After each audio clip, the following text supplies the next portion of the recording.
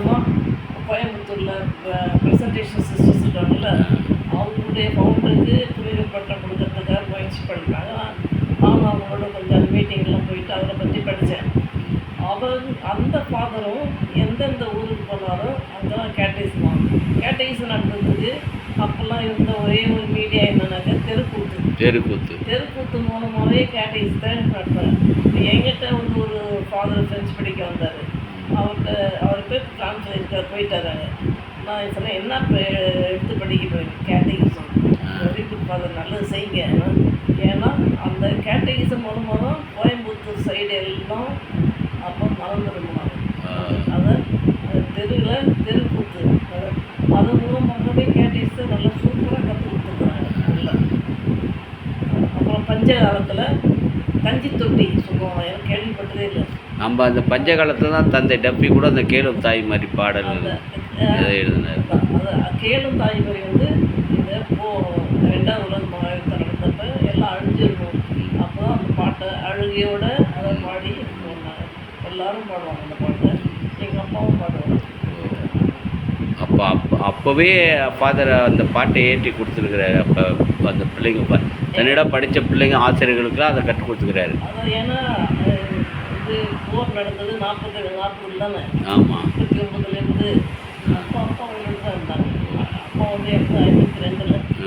அது வரைக்கும் தந்தை அவர்கள் கூட 41 தான் அவர் இருந்தார். நம்ம டப்பி.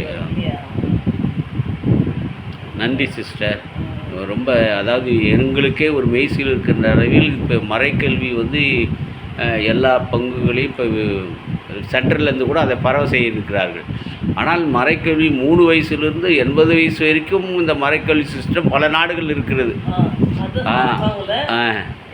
மலேசியாவிலேருந்து கூட இங்கே திண்டிவனம் கேட்டகிரி படித்து போயிருக்கிறாங்க.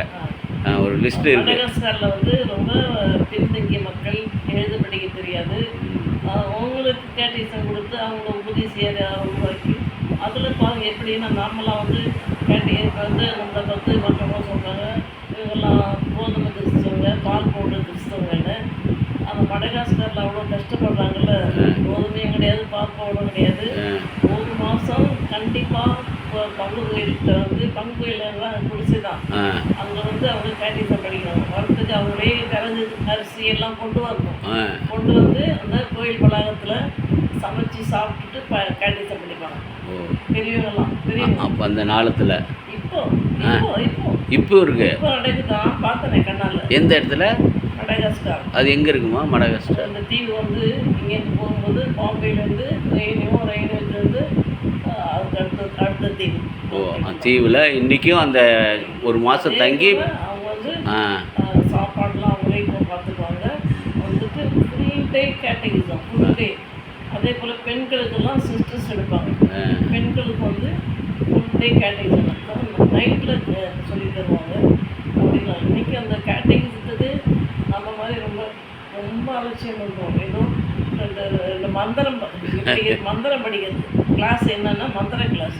அது அந்த புதுநன்மை இந்த ஒத்தி புதுசில் அதான் கல்யாணத்தப்போ கொஞ்சம் 1 வாரம் படிக்கிறாங்க. அதான் அதை முடிச்சிட்ட பிறகு அப்புறம் அதோடு மறந்துடுறாங்க.